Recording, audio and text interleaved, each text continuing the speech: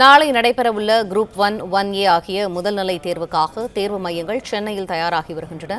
இது தொடர்பான கூடுதல் தகவல்களை எமது செய்தியாளர் பாண்டியராஜன் வழங்க கேட்போம். பாண்டியராஜன், என்னென்ன மாதிரியான ஏற்பாடுகள் எல்லாம் செய்யப்பட்டு வருகிறது, விவரங்கள்? தமிழ்நாடு அரசு ஆணையம் சார்பில் உதவி ஆட்சியர், டிஎஸ்பி, வணிக வரி உதவி ஆணையர், ஊரக வளர்ச்சி உதவி இயக்குநர் உள்ளிட்ட குரூப் 1 காலி பணியிடங்கள் அறிவிக்கப்பட்டிருந்தன. அதற்கான தேர்வு நாளை நடைபெற தேர்வு. இந்த நிலையில் தமிழ்நாடு முழுவதும் 44 நாளை தேர்வு நடைபெற இருப்பதாக டிஎன்பிஎஸ்சி ஒரு தகவலை தெரிவித்திருக்கிறது. குரூப் 1 தேர்வை 2,49,000 பேர் எழுத இருப்பதாகவும், சென்னை தேர்வு எழுத 1,094 பேர் அனுமதிக்கப்பட்டுள்ளனர் எனவும் தெரிவிக்கப்பட்டிருக்கிறது. தமிழகத்தின் 38 மாவட்டங்கள் மற்றும் 6 தாலுகா 44 இடங்கள்ல குரூப் 1, 1A நடைபெற இருக்கிறது. தேர்வு கண்காணிப்பு பணியில் 900 பேர் ஈடுபட உள்ளதாகவும் தகவல் சொல்லப்பட்டிருக்கிறது. 170 மையங்கள் சென்னையை பொறுத்த வரைக்கும் இந்த தேர்வு பட்டிருக்கிறது. நாளை காலை 9:30 மணிக்கு 12:30 மணி வரை நடைபெறுகிறது.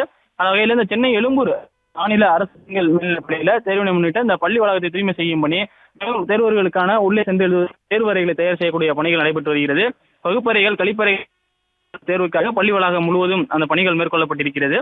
அது மட்டுமல்ல, தேர்வு எழுதுவோர் தேர்வாணைய இணையதளத்திலிருந்து பதிவிறக்கம் செய்யப்பட்ட ஆல் டிக்கெட்டை தேர்வு மையத்திற்கு கொண்டு வர வேண்டும் என்றும், ஆதார் அட்டை, பாஸ்போர்ட், ஓட்டுநர் உரிமம், பான் கார்டு, வாக்காளர் அடையாள அட்டை இவற்றில் ஏதேனும் நகலை எடுத்துக் கொண்டு வர வேண்டும் எனவும் சொல்லப்பட்டிருக்கிறது.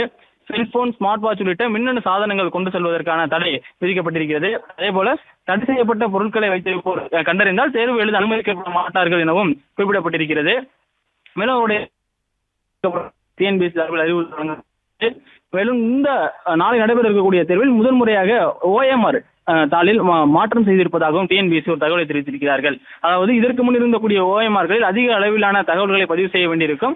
அது தேர்வர்களுக்கு சிரமத்தை கொடுக்கும் கூடிய சூழல் இருந்ததன் காரணமாக தற்போது OMR தாள்களில் மாற்றம் செய்திருப்பதாகவும் டிஎன்பிஎஸ்சி ஒரு தகவலை தெரிவித்திருக்கிறார்கள்.